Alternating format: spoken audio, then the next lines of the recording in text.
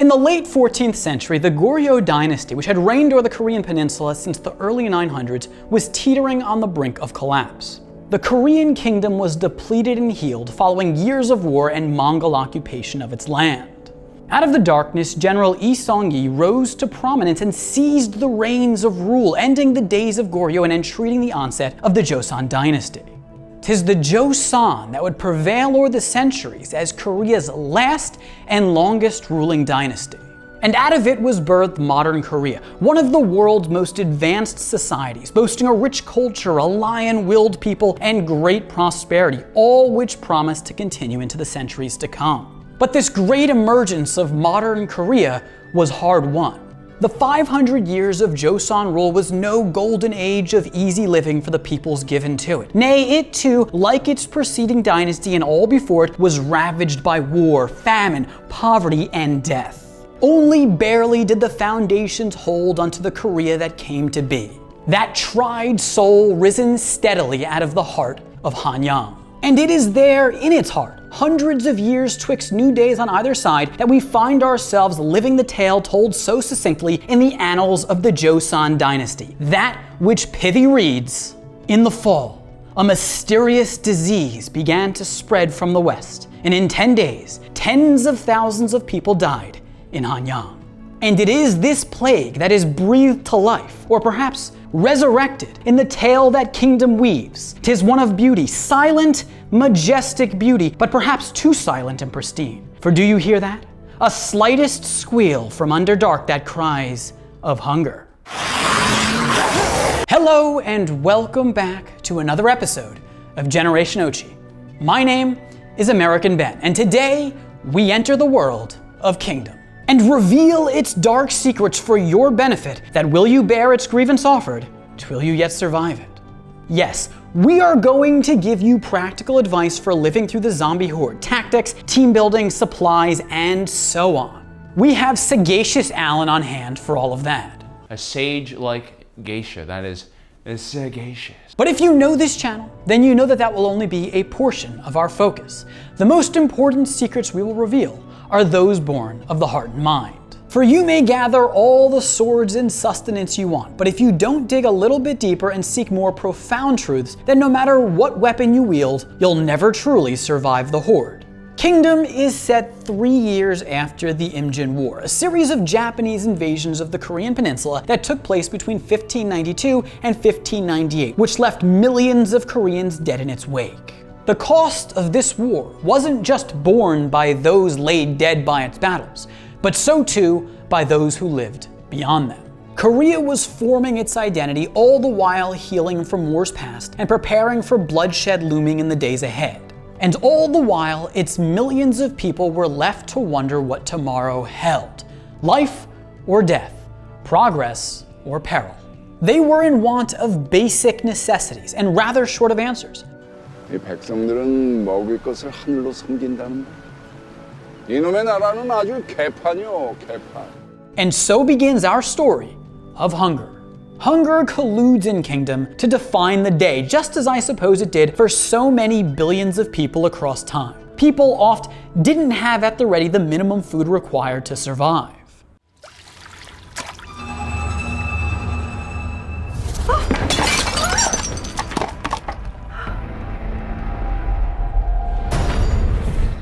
Thus, in order to understand how to survive Kingdom, we need to understand how to solve for hunger, in both ways it presents itself in the show. The first of which is hunger for food, which is really just desperation to survive. 죽은 후엔 그저 고기일 뿐이지. 당신 미쳤어? In instances where human hunger is unfulfilled and survival is threatened, people are reduced to their basest instincts. They become animals, monsters if need be, in order to live on. They employ whatever tactics necessary to keep breathing. Did someone say tactics? Because I'm all about tactics. Because how else do you watch a zombie apocalypse and not think about what you would do to survive? Furthermore, it would be a disservice for us to talk about a zombie apocalypse and not help you guys survive it. So rule number 1 of surviving the zombie apocalypse of feudal Korea is avoid all people at all costs. Works well in a pandemic and works well in a zombie apocalypse. Get out of Dodge and get away from population centers, aka zombie spawn points. Now listen guys, I know when you hear me say the word tactics, you expect me to scream out, suppressing fire, flank the enemy, quick sword draw technique. But here's the thing, you're in ancient Korea. The weapons available, which we'll be talking about later, require tons of training and expertise to wield. There's no modern firearms. You ain't some badass superhuman tiger hunting Chak Ho. You a no-go. The reality is, you're weak, and you're not used to the rigors of fighting zombies in hand-to-hand combat. Now I know, it's not nice to be yelling at people on the YouTube and breaking down your confidence, but I truly do care about all of you. And so the most important tactical consideration you need to take in this situation is realize that fighting a zombie is your last resort. Avoidance is your main strategy and your main goal. Do as the majestic owl does in our logo. Wait, watch, and and definitely don't let that toxic bro mentality or Korean warrior honor system get into your head. It's completely okay to be a coward and not a hero in this situation. All right, back to you, Bumbahui. Thanks, Sagacious Alan. Almost everyone in Kingdom is hungry for food. Everyone except for the rich and powerful who do not understand how the sharp pangs of hunger can cut deep the way the common people do. We see this highlighted in the relationship between the Crown Prince and his personal guard, Mu Young.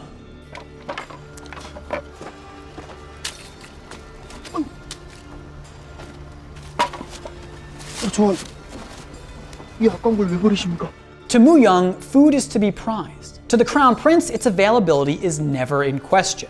When Mu Young sees food being wasted, he sees death, something the prince cannot understand. To the poor, hunger is linked inextricably with death, because every meal is an attempt at survival, not a bout of pleasure. 내 너의 삼족을 멸할 것이니라. 저하, 그 농이 정말 재밌습니까? 난 재밌구나.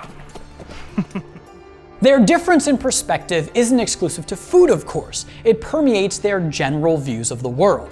To the prince, a joke about killing Mu Young's family is just that, a joke. But even though Mu Young plays along, to him threats towards his family aren't funny. To the people who live under tyrannical rule, the threat of having one's family taken away or murdered is a legitimate concern. 대신 살아남는다면 기장력 하나만 하사해 주십시오. 사무한테는 그것만큼 좋은 것도 없다지 않습니까? 덤으로 소고기 한 건. And realize how Mu Young uncomfortably plays along and jests back that the prince should reward his family with food at the end of their journey. Only, this isn't so much a jest. The prince's threats, though unserious, make Mu Young think of his and his wife's struggles. He thinks of how hungry his wife must be and how he cannot always provide food for her. Now, some may accuse Mu Young of not being able to take a joke, but think about how he feels. He has experienced his loved ones suffer in want of food. 만약 내 안 사람에게 무슨 일이 생긴다면 절대로 참지 않을 것입니다. And there are those who ask why Mu Young betrays the prince. He does whatever he needs to do in order to help his family survive. Hunger is the body's call to survive. It is a craving to survive. It is the very urge that thrust Mu Young into the prince's personal guard in the first place. 안 되는 줄 알면서도 저와의 다가상에 손을 대어 싸웁니다. 통촉하여 주시옵소서. 진정, 내 안사람에게 주었느냐? 예, 저. There are peasants who do questionable things to survive. They lie, cheat, and steal. But what choice do they truly have when imprisoned within a world that does not feed them? 내 아이를 굶어 죽게 할 순 없어서 그저 쌀 한 손만 가져오려다 일이 될 줄 몰랐어. Die or steal and die. That is the choice for the peasantry of Joseon. Following a zombie attack, Magistrate Bonpal and his men take off in a ship the prince had intended for them to use to save some peasants as well. 괜찮겠느냐? Alas, there's only one ship and not everyone can fit, so Bonpal, with some prodding from his advisor, flees aboard the vessel with his men. The rich and powerful leave the peasants back on shore to die, while they feast safely, or so they think, upon the ship.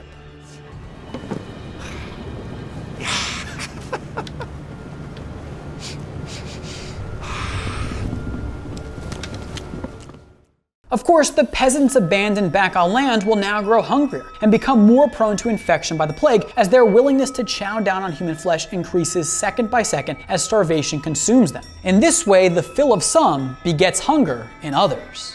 And those who are left unfed will succumb to their hunger. What more is a zombie than a desperately hungry creature anyway? If you get hangry after a missed meal, imagine what starvation could do to you. Would it turn you into a creature who would lie, cheat, steal, or even kill? Zombies will kill and eat anything, not necessarily in that order. Even their own loved ones, even their own children. There are points in Kingdom at which the zombies just seem as hungry people, peasants reduced to desperation and driven to madness in order to survive. And they hunger for food as the well-fed hunger for power. Rich rulers use their people as needed to sate their cravings. 놈들의 고열을 빨아먹는 이 버러지 같은 해원 조씨가 인분을 탐하는 돼지 무리와 무엇이 다를까? 차라리 지금의 왕은 죽는 게 더 나을 것이오. The masses are put in peril for the hunger of the powerful. Lord Cho keeps the zombified king alive and risks spreading the plague all for the sake of his own ambition, his own cravings. However, hungering for power turns people to monsters the same way that hungering for food does. Insecurity and desperation reduces power seekers to their primal instincts, zombifies them. For the aspirant tyrant, power becomes like food. It is sustenance in itself. It is the supply demanded. 이 안에 시신이 몇 구가 있건 몇 식구가 있건 그 누구도 내게 아무 말도 못하게 만드는 것. 그것이 권력이다. Rule number 2, don't dump dead bodies in the pond in your backyard, dump it in your neighbor's pond. I mean, the Chos were just getting reckless. But that pond actually would be a decent place to set up shop. Let me explain. Hopefully you've listened to my first advice and gotten out of Dodge and found a safe place to hang out. Hopefully you've chosen somewhere that's warm and nice to be. Remember, zombies hate heat and cannot operate during a summer day. In Korea, Busan's pretty much on the southern tip, so that's a pretty good place to go and hide. Me and Ben already scoped it out. Next, find a place that's surrounded by water, like an island that's surrounded by a pond or a lake. Water is one of the major weaknesses of the zombies, and it's a much better option than surrounding yourself with the zombie's second major weakness, which is fire. And should you get bit by a zombie, go for a swim, and those little parasitic worms that cause the plague will drown, hopefully before you do. And so, be like Kevin Costner in Waterworld, and you will make it out alive. Thanks, Sagacious Alan. You're hella sagacious. So these are the two types of hunger that pervade Joseon's domain and kingdom. That which seeks food, and that which seeks power. Both of which can be phrased more accurately as cravings that spread like disease and destroy. 그래서 거긴 위험한 자들이 많습니다. 그 자들은 살아남기 위해서 어떤 짓이든 저지릅니다. 살아남기 위해 그 어떠한 짓도 저지른다. The first way hunger poisons is by eroding trust and engendering security dilemmas among actors within society. The prince and Woo-young are hesitant to trust Yong-shin because they know that he has cravings, not just to eat, but also to survive and avenge his family. Because Yong-shin hungers in this way, he cannot be trusted, because he will do anything to survive, even turn on them. In a world in which food is in abundance, this dynamic would not exist, at least not with the same potency. The ultimate point I'm trying to make here is that hunger for power and hunger for food play off of and inflame each other. They are interlocked, dependent variables. We see this dynamic in play when the prince arrives at a settlement of villagers who had recently looted the stranded ship upon which Magistrate Bonpal and his men absconded. The villagers had buried the bodies from the ship, and the prince implores them to reveal the corpse's location so they can burn them before they rise from the ground transformed by the plague. 이 일은 곡물보다 훨씬 더 중요한 일이다. 만약 일이 잘못된다면 너희와 너희 아이들, 아니 경상 땅의 모든 백성들이 죽을 수도 있다. However, because the kingdom of Joseon is one in which the power-hungry prey upon the weak, the villagers do not trust the prince. And given their hunger and lack of food, they are stirred to serenade him unto sweet sleep with their swords. Thus, they do not allow the prince to destroy the buried bodies in time to prevent them from zombifying. Desperation to survive hinders the villagers' ability to trust and leads them to their doom. Hunger is infectious, for in a world of limited resources, one's take of food comes at the cost of another's fill. But sometimes to survive, one must make the choice to either do terrible things that hurt others or themselves meet their ends. It's this type of choice that haunts Lord An-hyun, hero of the war against the Japanese. 그때 죄값을 지금 받고 있는 것 같습니다. 저희에게 천벌이 내린 겁니다. During the Imjin War, he and Lord Cho were made aware of the properties and potential of the resurrection plant, the flower which brings the dead back to life as monsters. And where things were not looking so great in the war for the Koreans, all of a sudden, this plant provided a path to victory. 그들을 괴물로 만들어 외국인들을 대적하게 만든다면 살 길이 열릴 것입니다. In Kingdom, the plant represents hope for the Korean people. All peoples everywhere who are consumed in war, famine, and poverty, hope. Hope for miracles. A lot of the people throughout history have dreamed of bringing loved ones back from the dead, ones dearly missed, ones who died void a single whisper in answer to their futile prayers. 죽은 사람을 살리는 풀? 예. 하나, 세상 천지 그런 풀이 어디 있겠습니까? 그 언골이라는 곳이 어디냐? And it's easy to see how people could be persuaded to employ the powers of something like the resurrection plant. The thought of bringing back missing souls or turning men to unfeeling monsters capable of winning wars that preserve kingdoms is eternally enticing. But there's always a consequence for a benefit, always a give and a take. Soldiers of war must do and witness horrible things in order to achieve victory. Greatest threat inspires greatest desperation. And in this, wars are hardly ever truly won by anyone, I suppose. For what comes back from bloodshed is ne'er the same as what went to it. And return do demons drag o'er the cursed kingdom but forever. Hungry houses everywhere, lost are millions to despair. The Imjin War changed the Korean peninsula forever. The encroaching, craving forces of the Japanese tested Korean values. What would they do to win? What did they do to win? To what ends would they go? What horrid weapon would they wield? The answer is zombies, Ben. They used freaking zombies, which is kind of why they got what they deserved. Anyway, speaking of weapons, rule number 3. Weapons have 2 purposes. 1 is to keep a zombie at arm's distance away from you, and 2, a weapon is for clearing a pathway for you to escape.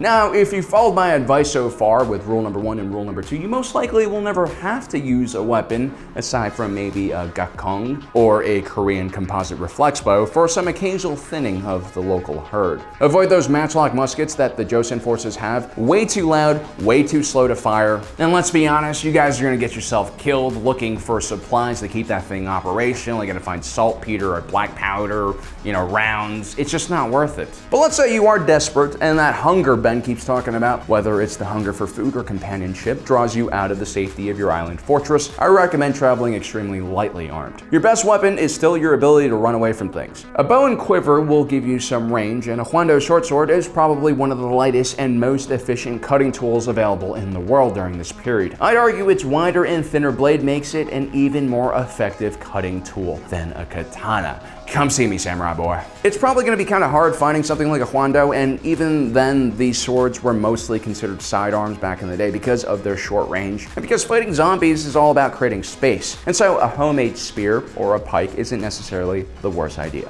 Either way, strap all of your weapons to your back. No scabbards on the hip, historical accuracy be damned. You don't want anything clanking against your leg when you're running away from a zombie horde.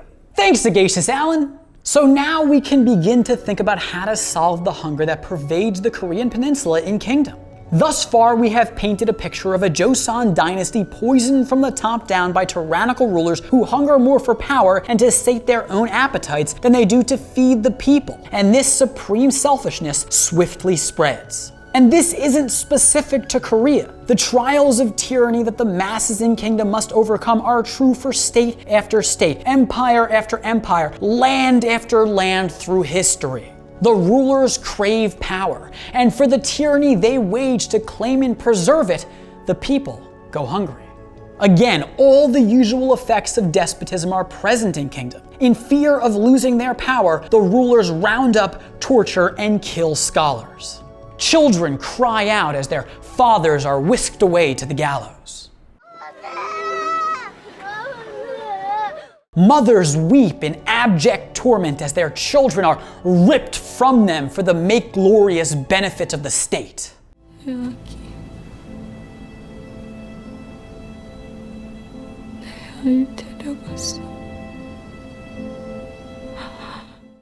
Hungry peasants wait hour after hour, day by day, hoping to catch but a single fish with which to feed their families. The kingdom in kingdom is a domain gone awry, given the evils and willful cowardice of powerful men. Both the Lord Chos and the Bonepals have led Joseon astray in their own ways. And when things take a turn for the worse, when hunger begets unrest and chaos, Lord Cho does as any tyrant would. He compounds upon the people's suffering by exacerbating their hunger. 병자에게 물려 죽은 사람의 인육을 먹으니 병증이 다른 자에게 옮기 시작했다. 이건 통제가 불가능하다. He realizes that given his despotic actions and Korea's state of decay, uprising is imminent and bordering on inevitable. But rather than attempt to feed the people, he instead opts to starve them further by blocking them off from the capital. Again and again and again, the people suffer due to the tyrant's hunger for power. 내가 가질 수 없다면 그 누구도 가질 수 없습니다. And thus, the number of hungry only grows, and the yet hungry grow hungrier. And so then what is the solution to overcoming the zombie onslaught? Well, yeah, I guess it is water, I suppose. Water, the great purifier, forces the plague worms to discharge from open wounds and thus prevents people from transforming into monsters. But wait, is water really a solution? Well, I suppose it's often more of a solvent. Sorry about that. What I mean to ask is, does water treat the problem at its source, or does it treat its effects? It really only treats the infection. It doesn't fight the cause of the infection. Thus, we must yet dive deeper into the show's secrets to figure out how to truly survive Kingdom and save the people. By eating them all. No, just kidding. Rule number 4 is trusting people, or not trusting people. The sad reality is kindness and community. The sharing of resources only happens in stable and prosperous times. Not only are we in a zombie apocalypse, but there's also a lack of federal leadership from the Joseon dynasty. Everything was broken down and you're pretty much all on your own. There's still gonna be angels amongst the masses like Sobi, who still somehow holds onto her morals as everyone else around her lets go of theirs. But for the most part, you should keep people at a distance unless they're like a, close family member or friend or a person you've always been curious about eating, but because social norms at the time didn't allow you to do so, now's your chance. You're gonna have to be cold and calculating in a way that a person in modern times fortunately rarely ever has to. An additional person means an additional mouth to feed, and unless they bring something special to the group or they're delicious, you probably shouldn't bring anyone else into your crew. Thanks, Sagacious Alan. Many of Kingdom's secrets are disclosed to us by way of the Crown Prince, the illegitimate son of the king. He born of a concubine, which I note because though he begins his journey in the show as a callous and disconnected royal, his own trials of insecurity perhaps provide the platform upon which he comes to understand the plight of the hungry common man. His illegitimacy aside, his father the king raised him as his heir.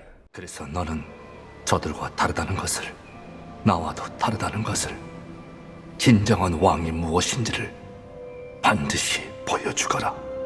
These words spoken to him by his father come to define the prince's path in life. Prove you are different. This speaks to the tragedy of the tyrant. Oft he himself is too far lost to his own lust for power to change the course of his kingdom. At some point, he becomes a symbol of Caesarism and greed. And so, in defense of his throne, he either rules over the people with an iron hand or opens himself up to unrest and coup. The king in Kingdom had reached this point. Lord Cho reaches this point. The Queen Regent reaches this point. And it is the prince's mission in life to not. And the words his father instilled in him come to fruition amidst his journey across the peninsula. 이들을 버리고 간 이들과도 다르고 해와 조씨와도 다르다. 난 절대로 이들을 버리지 않을 것이다. Unlike the rulers before him, he does not put himself before his people. He puts the people first, and this begins the rebirth of a nation. In this situation here, almost everyone escapes the zombie horde to safety. Unanswered hunger in all of its forms can lead to death. But putting one's hunger aside and upholding one's principles even in the face of danger, while seemingly a proposition that will perpetuate hunger, can through the successful collective action it produces actually lead to survival.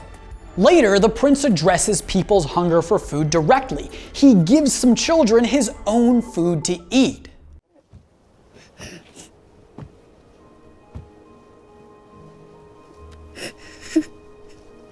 이것이 무엇입니까?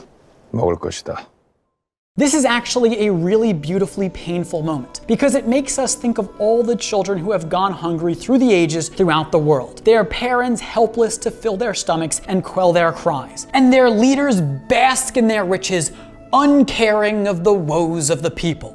The crown prince, however, learns to care. And by caring for the hunger of others before his own, he overcomes the security dilemma endemic to starving societies, that which prevents trust among people within them from taking hold.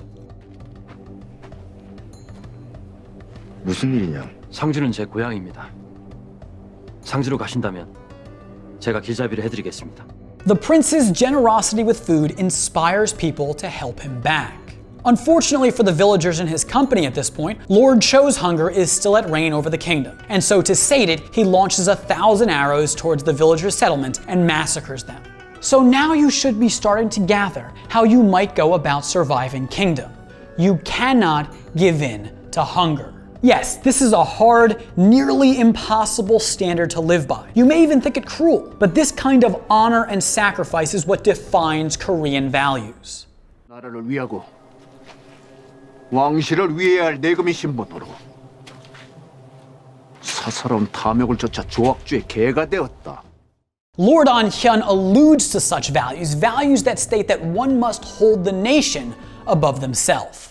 이 나라의 국본인 세자를 탄압하여 종묘사직을 뿌리째 뒤흔든 죄 죽어 마땅하다. One's own hunger is not important, and that might sound like an unappealing idea, but think about it in the context of Korean history. It wasn't long after the time in which kingdom is set that Korea adopted extreme isolationist policies, policies that led to Korea being dubbed the Hermit Kingdom by outsiders. Invasions by the Japanese and Manchus left Korea in pain and suffering, and uneager to engage the world beyond its borders. Koreans were thus left to forge their own identity and destiny, and finding the proper form of that identity would require its people to endure great struggle and hardship along the way. And when I hear Lord An-young and others call for people in the show to sacrifice and put the kingdom before themselves, to me the subtext of their words is, this is our kingdom to raise, and we cannot take it for granted. We must preserve the values that make our nation strongest. Selfishness and hunger will invite enemies from within and abroad to stifle Korea's rise to prominence, and more importantly, its development into a nation that can feed and save its people. Throughout the prince's journey, we see him and those around him make sacrifices for the sake of the kingdom. When hundreds of refugees show up at Sanju hoping to gain access to the fortress where the prince has made his abode, the magistrate there refuses to let them in, fearing that they will be a drain on the food and other resources of the fort. And this leads the prince to fire the magistrate, reasoning that they must let the people in and that 대를 위해 소를 희생할 뿐이요. 누가 큰 백성이고 누가 작은 백성인가? we can debate this decision in terms of the soundness of governance that went into it, but the prince's actions here are consistent with the modus operandi of putting the hunger of the masses before the hunger of the ruler. And then the prince articulates the overarching conclusion that we've been working towards here for the past few minutes. 롭성은 모두를 대피시킬 수는 없다. 모두를 구하려면 상주목 전체를 지켜야만 한다. The crown prince realizes that he has to save the whole province, and really the whole country, and care about everyone in order to make things work. If you let one area go hungry, the disease will spread as the hungry zombies go after the uninfected people in other areas. See, I know that we gave you lots of practical rules for surviving kingdom in this video, but the survival of the individual isn't actually the point. Every single person cannot be guaranteed life, liberty, and happiness. No, not in times of famine and desperation. Maybe there will be a day where they will be guaranteed such things. But now, in the days of kingdom, they must fight. Some people will have to sacrifice themselves for the greater good.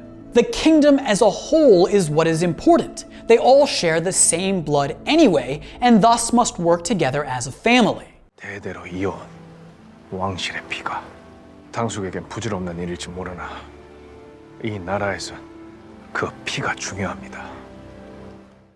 To beat the plague, the entire country must put Korea first, and that starts top down, with the ruler. This is why it is the prince himself who goes to confront Lord Cho. 처참한 굶주림과 역병에서 백성들을 구할 것입니다. 그리고 반드시 살아남아 새 세상을 열 것입니다. And later, the prince explains that the plague was caused by hunger, which itself was caused by the greed of the Haewon-cho clan, those acting as de facto rulers over the nation. 그들에게서 먹을 것을 빼앗아 굶주림에 빠져들게 했다. 해원조씨 무리들의 탐욕이 이 끔찍한 역병을 만들어낸 것이다. And in order to build Korea anew, the prince must change the nature of the kingdom's relationship with hunger. 백성은 먹을 것을 하늘로 삼고 왕은 그 백성을 하늘로 삼는다. 그 도리를 외면했기 때문이요. The people need nourishment, but they must forego such desires for the sake of the kingdom if necessary. However, the ruler must set an example by being the first to set aside his hunger. If the people worship food like God, then the king must be their food. No, not like this. What I mean is that the king must be their nourishment. He must sate them with benevolent rule. However, he must also thus forego his hunger for power if the kingdom so requires him to do so. 이 아이가 있는 한 끝나지 않을 것이다. By the end of his journey, Prince Chang's name is already compromised. He already appears to the people as someone who is hungry for power. After all, he did slay his father the king and lead a rebellion against the Queen Regent. Awkward. Thus, he must break the chain of craving by making the ultimate sacrifice of power. He has to relinquish his claim to the throne. 원저와 저 둘 중 하나는 죽어야 합니다. 언제 누가 죽는 게 옳은 걸까요? If the prince continues to pursue the kingship in any way, his behavior would be reflective of a craving for power. And he, like many kings before him actually have, almost falls for his own hunger. However, he recognizes just in time that if he truly wants to live up to his father's charge to be different, then he cannot be king. It is one or the other. Most kings, presidents, senators, whatever, all leaders throughout the world try to have it all. They try to convince people they are the heroes while maintaining their power and riches. But as life operates on a balance, having it all is oft a lie. To truly thrive, to truly be a hero, to truly change things, one must truly sacrifice. One must let others eat first. That said, there will always be hunger. This is part of the tragedy of the human condition. 역병은 7년 전 모두 끝났네. 아직 끝나지 않았습니다. 상주 땅 외에 다른 곳에서도 생사초가 자라고 있었습니다. What drives us ails us. Human instinct does what it does. It ensures we eat. If a kingdom from its king down is benevolent, then perhaps society will be more guarded against its cravings. But eventually, hunger will find a way to rear its monstrous head again. But for now, for Korea, the crown prince changes the destiny of his people. He gives them a chance, because indeed, he is different. Anyways, that is the video. I hope you enjoyed it. If you did, please do give it a big thumbs up. Thanks to Sagacious Alan for all his help. Definitely comment down below. Can't wait to read your comments. Remember to subscribe to this channel if you haven't yet. Hit that notification bell so you don't miss a damn thing. For now, my name is American Ben, and I'll catch you next time. Generation Ochi, peace.